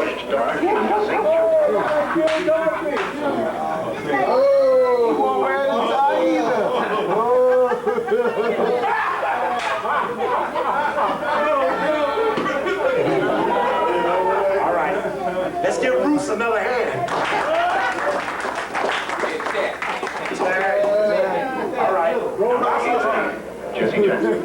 All right. Now, I'm telling you now, I'm gonna start picking these people off the walls on another shot, and you're gonna be surprised what we pick up. One shot of Jesse, the one I'm in the area. Okay, here we are again. Here's Ben Branch. This is the man that, see, all my buddies are looking at this today, and they don't know who he is. I said, now, later on, you all, when we got this far, I said, now, later on, I'm going to show you all Ben Branch hide his head. But we thought that was the picture, but when we looked at it carefully, yeah, Ben Branch is hiding his head, but 5 other people are hiding, too. This is the saxophone player who Martin King asked to pray bless his Lord for him. He's in the band Operation Breadbasket. Okay? Notice everybody's gone. No other staff people. All these other people are people who are around. Who's that guy? He didn't wear the tie either. I was in my bedroom and the phone rang. And the first call I got was from Jesse Jackson. He says, Doc. Okay. Now again, here's same 3 together. Who's that guy? He ain't even wearing the tie. Here's about what we got, the envelope full of social security numbers, everything. I came in the room and she had turned on the television set and I heard the announcement. And I remember I went in my room and I prayed and I said, please don't let my daddy die. The sniper's bullet cut down Dr. King as he... Very shortly, Andy Young called. He either said he's not dead or he's still living. Well, I knew then when he said it like that. We're going to go to Memphis now. Martin Luther King Jr. Watch this now. Watch that guy there? Okay, watch this, watch this. Watch this. This room 207. Here we go. Boom. Can't get in the moon. Who is that? That's McCullum. He tries to go in this room behind the staff people who go in here. He goes in there and can't get in, has to turn away. ABC. Now, the key we think is in the footage that means nothing to nobody. Right. Martin Luther King Jr. was That's Evans, the guy I showed you in the picture. Watch this. 7 o'clock. That's orange right there. Police came in and conducted a very quick investigation. ABC reporter Tom Jones was in Memphis. He got a cigarette too. The shot apparently came from an apartment building. That's the guy, Evans, who said friendlies will be in ties. Near the rooming Won't house. be in ties. The theory of what had happened was already getting out. The police here in Memphis immediately issued a bulletin for a young white man dressed in dark clothes who dashed out of that building across the street. He dropped a rifle, which was fitted with a scope on the sidewalk, and then he fled. The official story about a lone assassin quickly emerged. And as Memphis police swarmed the crime scene that night, the FBI launched the largest manhunt in Bureau history. But some claim the investigation was far from thorough. Nobody did that most basic thing, which is go to the door at the crime scene and where we were standing, what did you see? The official story says that those of us who were there, that we didn't see what we saw. When we come back, a surprising account from eyewitness. Okay, now watch this, watch this. Here we go. This we got last night, and I looked at it about 1 this morning. I looked at this shit, I went to bed, I called my buddies this morning and said, man, we got the key up, let's talk. Everybody pulled out all that stuff, we all got the same stuff, and we started going back and looking at faces. But Georgia. Watch this. This is Kyle's 1993 special with Martin King. Good move. Assassination of Martin King. He said, now, if we're going to the office, he said, now, well, I said, I know your wife didn't cook her. You got the other one?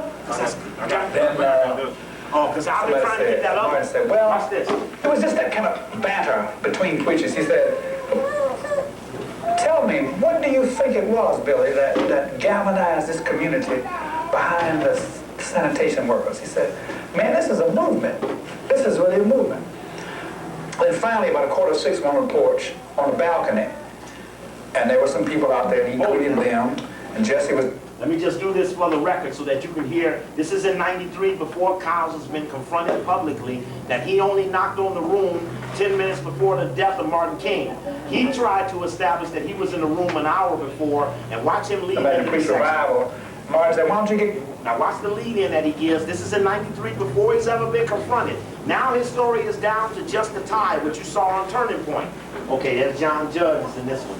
Yeah, that's the same one. Story. Okay, now watch this, watch this. This is key, just for the record. In terms of Ray being the assassin or being in the rooming house, he is like Oswald and other cats set up.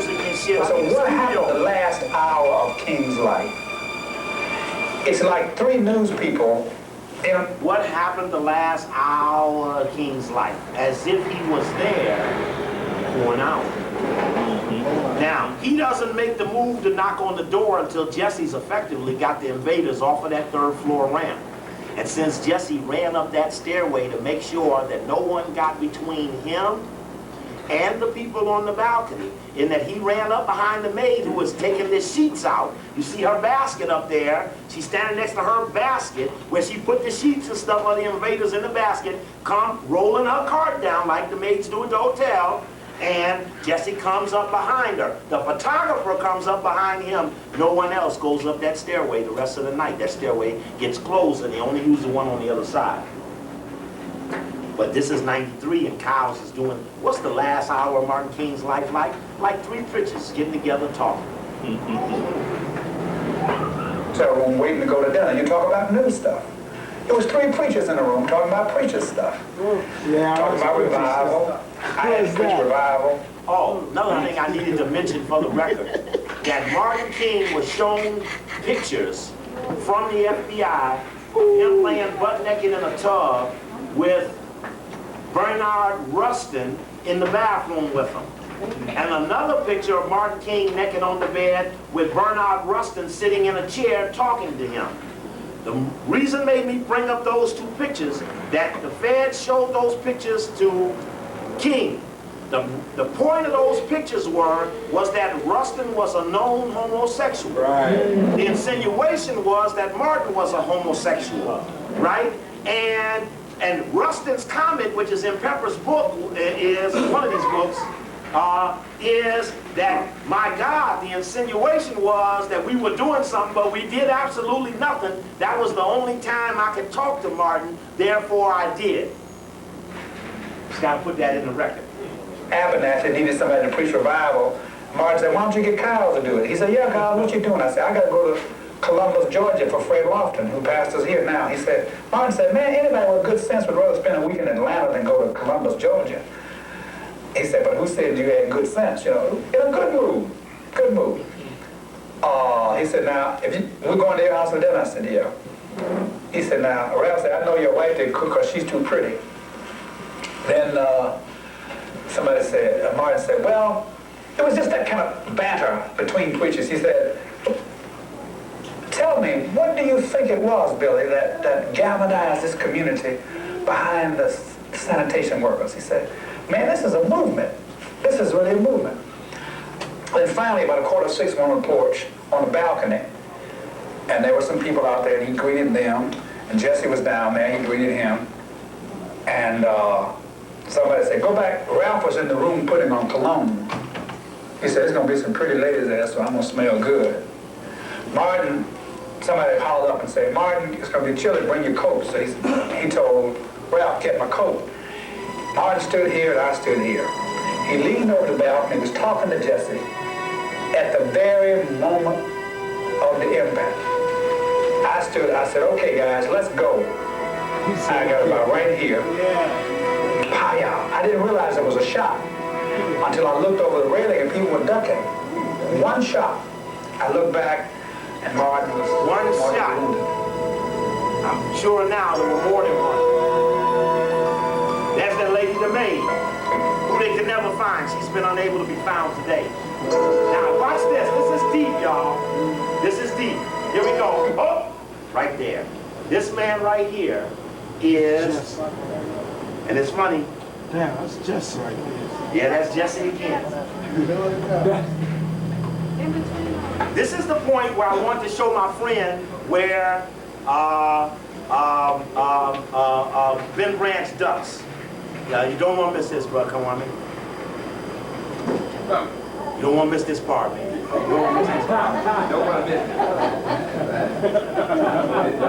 Okay, now watch this. The man in the gold top braided helmet is TAC Commander Evans right here. Watch Ben Branch hide his head. Watch Ben Branch duck. That's Ben Branch there. Let's go back. Watch this. Hold it. Watch this now. But watch this now. Hold it now. Watch now. Now, here comes Evans down the stairs.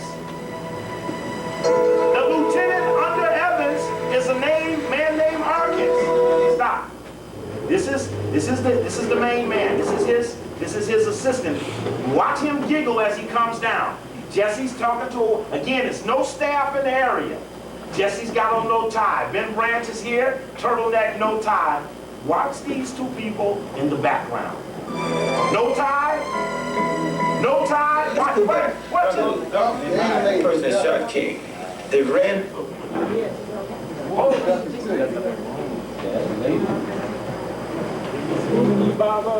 Huh? Oh, it's getting me, Baba. Well, watch it. We show who it is. Watch this. Because you got to take the pictures. I mean, we just did this today. Just little stupid stuff on our own. Well, I kept my coat. Now watch this. So I said, well, who's the man in the helmet? I said, man, pull up Evans' book. He got the face look like Evans. At the very moment. That's this guy right here. Of the impact. This is the tax man, Samuel Evans. Memphis I got about right Police here. Department Inspector. I didn't realize it was a shot. Evans is the one that says friendlies will not be wearing ties. One shot. I look back, and Martin was mortally wounded.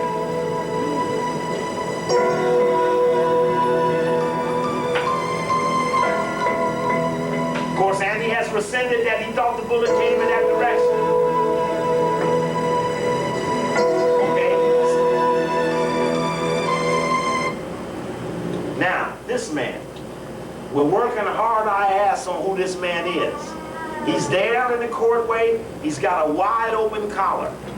He's listening very clearly to what Jesse is saying, and he's not a reporter. Okay.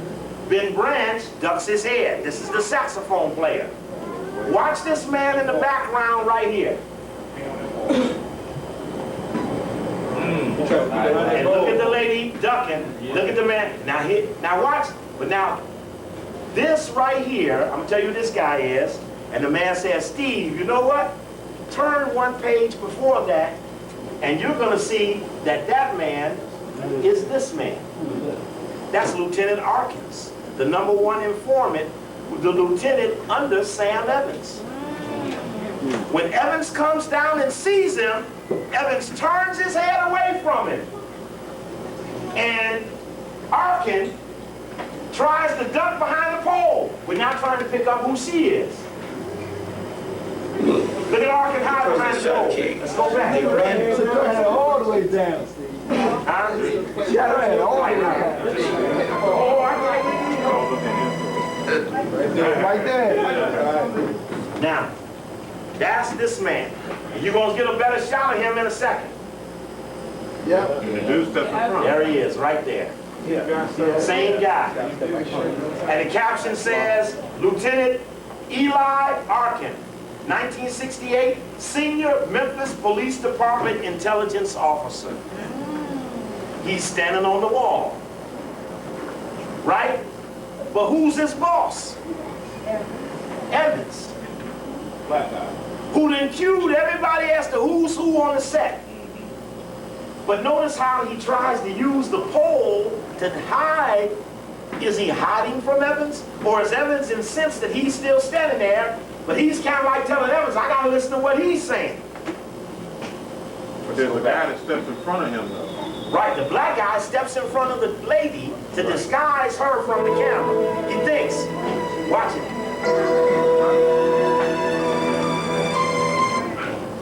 Is this that slow motion? No, you're gonna hit the pause button real quick like you can do it. Hit it twice. Okay. See him step in front of her? The shot King. They ran through. I got you. Go back. Hit it twice in a movie. I got you. 3 or 4 frames. I got you. Real quick. Okay. Okay?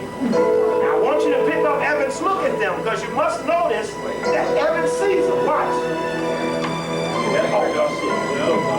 He saw him and he turns back away from him. He looked when he came first that shot. Huh? He looked when he turned to him when he hit the bottom step. Right, right. He gets there, he sees him.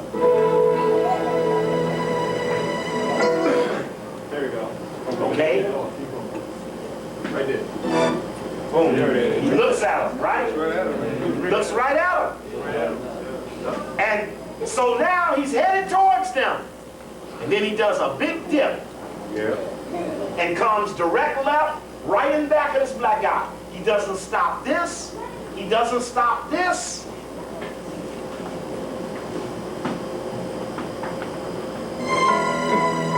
Turns away from him. Look at her. Look at her. Turn her head. He does the pole. Watch it. Two. Damn. The person that shot King Damn. ran through the clubhouse and looked the whole floor snack. What happened now? He stepped from behind the pole once he passed. Right, right. So they was hiding from him. No, they couldn't have been hiding. They were hiding from the camera, from the media, hooking all them together. Okay, okay. What do you want to show me? Oh, that's right. I get it. Okay, but no, that's right. I don't need slow. I'm all right. I'm all right, really. This is okay. We're trying to pick up. We showed this to Hosea Williams today, and so now they're taking this to the hotel tonight to get all the guys around to see if they can start calling names. He said, man, we ain't never been asked to do this before. This is fun. And the other guy, look at this guy smiling his ass off. And the other guy, what's he smiling at? He said, Captain. he saw the same. Right, you see how men standing on the wall? And the other guy, and this is the black guy who then steps in front of her. Right, he steps out. No, yeah.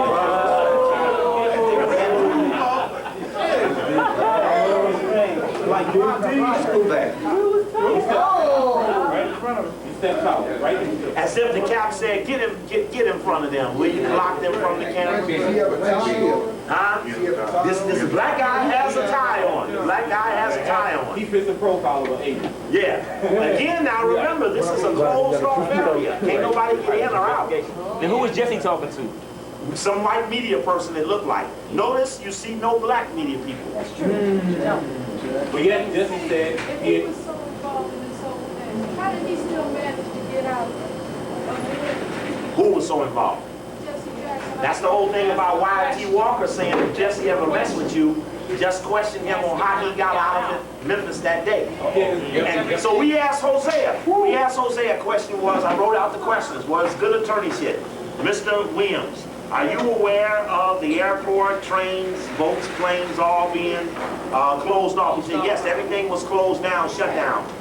Are you aware of how Jesse Jackson got out of Atlanta? He said, Memphis. He said, I really don't know. And I said, Wyatt Walker has informed me that he has the key to that. He said, shit, Wyatt's down here. Anyway. Person that shot King.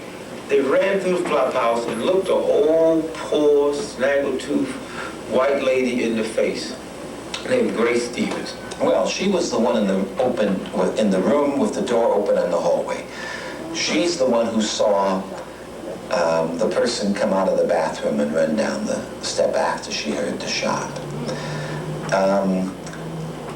She's the one who was showing pictures later on and said, no, this is not the man. I said, she described the man so that there are at least two descriptions of the man, the one that fits the person she saw and the one that fits James Earl Ray. Then when she... That's the man, Charlie Stevens, who was drunk, who they got to say that he saw Ray leave the third floor balcony, when in fact everybody testified that he was too drunk to know anything. And of course they put the woman, his wife, in the mental institution for 10 years. And Dick Gregory made a point of them going to the mental institution to sneak her out, put the flashlight on her face, and she says, if you're the government people, I'm going to tell you what I told before. That was James Earl Ray. That was not James Earl Ray I saw leave that third floor. And Dick said, it's us, it's not them, it's us. And Mark Lane and them got her out of the hospital. The whole economic structure was fitting to change in the South. One thing Hosea Williams said, he wanted me to make a note of. I said, what shall I tell the people about your respect for your thinking about Martin King? He said, what's bothered me the most about Martin King was that he was a revolutionary. And that people have not, he said, I've heard that Martin has not been looked at that way. He said the march that broke up in Memphis, the march that broke up, that started the disruption, he said the FBI was in the front of the march. And the FBI is the one that started the provocation. And in fact, in the videotape, you hear one of the marchers say that the police kept driving the car bumper up on the legs of the women who were walking and kept hitting them with the bumper of the car. And being hit with the bumper of the car, said all of a sudden someone hollers out, cut this thing off, stop it. And that's when the fighting started. And that was the march that broke out into the riot that set the climate for the Fed, saying there could be no more marches there. He said he loved Martin King to death. He said we came in from the airport with Martin King. Jesse was already there. So you see Jesse walk up into the line of them going up to their rooms. We've tried to establish what room was Jesse in, or was Jesse even staying in the hotel. One thing we can't find in any book is where Jesse was staying, either at the Lorraine or elsewhere. Nowhere do we find a location of his bed. He came to Memphis several days earlier. Martin had sent for him an advance team with Bevel and Reverend Orange. He said in the meeting we had after the assassination, it was Jesse that told everybody don't talk to the media. You've seen Jesse 3 times. That's why no one else is out there, because Jesse asked everyone not to, left them in the room, walked out, and does. Now, when we pulled the article from Earl Caldwell, we found some interesting commentary in his column that ran the next day in the New York Times. He made some interesting commentary that we wanted to make a point of. Let's see if I mentioned Hosea. Oh, we asked Hosea about the informant. You know, the informant Harrison was Hosea's fraternity brother. And we know Jesse was Omega, we know Martin was Alpha, we know that the informant was a fraternity brother, we know Hosea was a fraternity. Al Sampson is an Omega. It appears as if most of the people in SCLC were an oath taker in some form. And that part of the Preacher Alliance, preachers are oath takers, was a Greek oath taking alliance. He said that Harrison's wife left him when she found out that he was an informant, because it made her remember all of the things he had said over the years and lying to her to be an informant, that she left him the day that they had found out that it was him. Now, it's one part of this Caldwell article I need to make sure we mention. The Caldwell article that appeared the day after the assassination in the New York Times. It says, this Jesse's statement to Caldwell. He had just been over. If he had been standing up, he wouldn't have been shot in the face. Then I turned around. I saw the police coming from everywhere. They said, where did it come from? And I said, behind you. The police were coming where the shot came from. Mr. Ben Branch, asserted that the shot came from up the hill on the other side of the street. When I looked, the police and the sheriff's department were running around. Jesse Jackson. When we didn't need to call the police, they were already all over the place. Kyle's. Dr. King stood up in the open for about 3 minutes. Mr. Jones, the driver, said a squad car of 4 police drove past at only minutes before. The police had been circulating throughout, presumably on precautionary patrol. Something, let's see, I was talking about the towel. Somebody talking about the towel. A last statement was from Andy Young, and Andy Young says, shit, I thought the police shot at him when they drove by. Now, that's Andy saying police. as Andy saying the rooming house, and now on Turning Point, Andy says, I think maybe it came from the bushes. I don't think it came from the rooming house. I only thought when I pointed that way that it came from the rooming house. I watched Kyle say, you see them pointing that way? I pointed that way. I'm trying to figure out who is the first person to point that way. It's just a very important thing. Now, yes, David. That was in the BET special, it was a color establishment. Oh, shit. I think I have it. Huh? I think I have it. I got it. It's a blank. I didn't put a label on the thing. You think you got the tape with you now? Yeah, but I'm not sure that's the tape. Yeah. Okay, where the tape at? I had it back here. Okay, well, we can put it in and see if it's tape. I mean, it ain't no naked movie in there.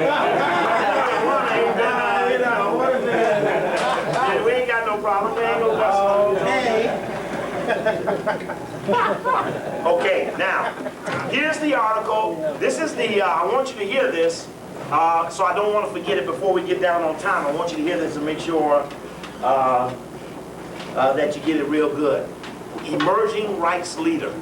This is Friday, May 24th, 68, New York Times. No author's name is there. It says special to the New York Times.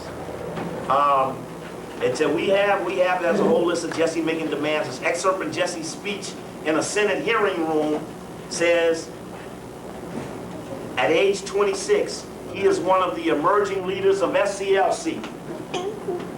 His speech was flawless, done through a bullhorn. On June 30th, Jesse Jackson will be ordained a minister in Chicago.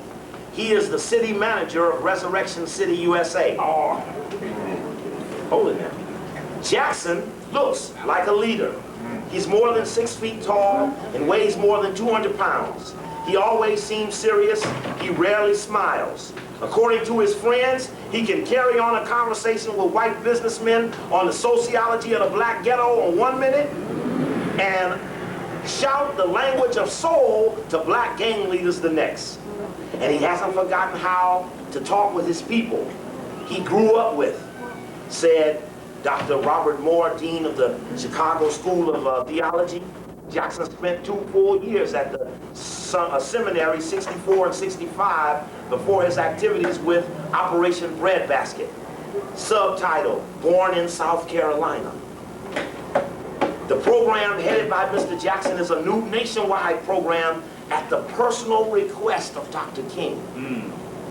Was organized to provide jobs and threatens boycotts against white businesses who don't cooperate. Dr. Moore said Jesse's been organizing the preachers of Chicago and got them to come out and fight for rights, blankety, blankety, blank. ... Mr. Jackson was born in Greenfield, South Carolina on October 8, 1941. The elder of 2 sons of Charles Henry Jackson, his father has worked as a maintenance man in the Greenville post office he's worked as a postman in the Greenville post office for almost a decade. His mother, Mrs. Helen Jackson, remembers him as, quote, a very handsome man, end of quote. He saved his money from jobs in a bakery, a theater, a drive-in restaurant, and elsewhere. He was also a Boy Scout. Mr. Jackson's right arm and his good looks got him through high school and into college, as the University of Illinois offered him a football scholarship.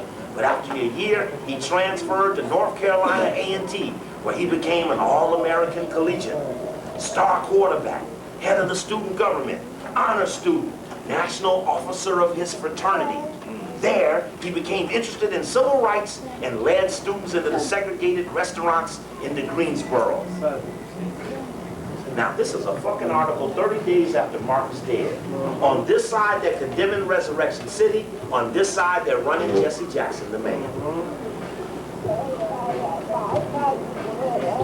I screamed when I saw my child's picture in the paper when he was first arrested. Since this, in Greensville, this is his mother. Since then, I just know he's made up his mind to go with it. And you know, he's a powerful figure. He's God-given, and I'm just real proud of him. At North Carolina A&T, he met his future wife, Jacqueline, and they lived in South Carolina and have 3 children. Santina 5, Jesse Jr. age 3, and Jonathan Luther 1 year old. I had to handwrite this all on thing. Mr. Jackson still finds sports relaxing enough. Mr. Jackson still finds sports relaxing. Everything from basketball to table tennis. His favorite music is soul and spiritual, and he's known to be fond of fried chicken and pinto beans. But his mother says his favorite dish is peach ice cream, which she made the last time he came home, which was last fall. End of story. He's 6 feet tall, 200 pounds. Fried chicken and pinto beans. Born October 8th, 1941. He was an all-star quarterback. He was student government leader. He was national officer in his fraternity. This is a goddamn bio. Jesse, he's our man. It's a fucking No, he never was a minister. No, he never was. Jesse, he's our man. He was never ordained a minister. Right, he never got ordained, he never finished school. But that's deep. Yeah, that's deep. That you can see that he was being, now this is May 24th, what day was the assassination? April 4th. Okay, now, two things I need to do. I need to pass the hat. I got one thing I want to put on while we're doing this. I need to pass the hat. We had quite a few people who didn't have any donation tonight, so any donation you can make, I greatly appreciate it. Don't forget, last week's tape is on video for only $20. I got 4 of them left. Last week's audio tape is only $10. The footage that I want to show you as we're moving on to do the donation has to do with the Fox broadcast on the assassination. At one point, they go into the evidence room. They open up the Memphis evidence room. They open up the Memphis evidence room, and you see on the file cabinet it says McCullough, right on the file cabinet. And it's got some other things on the file cabinet's names that we find very interesting that we've got to decodify. But we were really intrigued by that article on Jackson, and we're pulling all of the others. His interview with Hefner and Playboy, as Hefner calls him, the heir apparent, all the way down the line. We got them all on the move. Anyway, I'm gonna put on Peace Out Show. Now, the next lecture will be Saturday afternoon at 2 o'clock. And Saturday afternoon at 2 o'clock. We're gonna start off, how many of you all can come Saturday afternoon at 2 o'clock? Yes, right here at the cafe. What day is that? Yeah, this Saturday at 2 o'clock. Who can come? 1, 2, 3, 4, 5, 6, 7, 8. Okay. I hope you can come if you can. For the month of August, the lectures are going to move to Saturday from 2 to 6. I'm going to put a flyer out. I got a flyer already. And Dexter King with James Earl Ray from the prison. He told her, I made a mistake in taking this case. What's important is when Pepper goes at Jesse, we've seen this before. James Earl Ray stalked Dr. King. He says he... See, he makes the comment about evidence that is not true, and Pepper challenges. Anyway, I'm going to take the donation. But they're not active. I appreciate your support. In the case. Very involved in the shooting. The purchasing of the rifles, James Earl Ray stalked Dr. King. He says he didn't. Well, the 4 years of the inquiry about it. I'm trying, sister. I'm getting out of here now. I'm doing donation. You got to do donation. Anybody? Whom I have much. All right, man. I appreciate y'all. Anybody? I appreciate For the testimony by James Earl Ray, millions of dollars in research, and here's what came out. Oh, no, we don't want you to do that, sister. I know you're down there reading this stuff. Okay. He shot him. Oh, excuse me, sister. That made me so negative about was he Oh, good. Anybody else respect it? Thank you all very much. I appreciate you. I ain't trying to put pressure on y'all. Somebody financed him. And to me, the question remains, what role that our government plays, what role that the right wing plays in enabling him to do that. I do not think James Earl is telling the whole truth. I think he wants a hearing to let us know who all was involved. If he did not get the young Raoul, he should stay in jail. All right, James, how do you react to what Jesse just said? Anybody, I got about anything? I think Reverend Jackson, he's always taken that position, so, okay. You know, he has a right to take position once. You have nothing beyond Raoul to offer. In other words, the only person you know in all of this who gave Hey, you I'm any packing money up. or you were I want you to see this. Don't move. I don't want you to move because you got to hear this conflict back and forth. Raoul, he's been identified, and now they're telling Jesse that Raoul's been identified, but Jesse's still sitting there. Detectives identified him. But I mean, in the case, the only one you knew, you didn't know any right-wing groups, any militia, anyone in the government. All you knew was Raoul. I wasn't involved in no massive investigation. I mean, conspiracy like Reverend Jackson suggested. I didn't know any right-wing groups or anything like that. I just got out of penitentiary. How would I be contacting all these various groups? You said you were involved indirectly. What does indirectly mean? You just happen to have been following him, happen to have been, just happen to have bought the rifle. You said you didn't do what you indirectly. What does indirectly mean? No, indirectly means in a penitentiary, usually people don't run around saying, well, I did this, I did that. They might refer to something indirectly. Yeah, but not murder. He either did or he didn't. Well, I'm talking about jailhouse language. I'm not talking about okay. Florida language. Let me get a break and go away.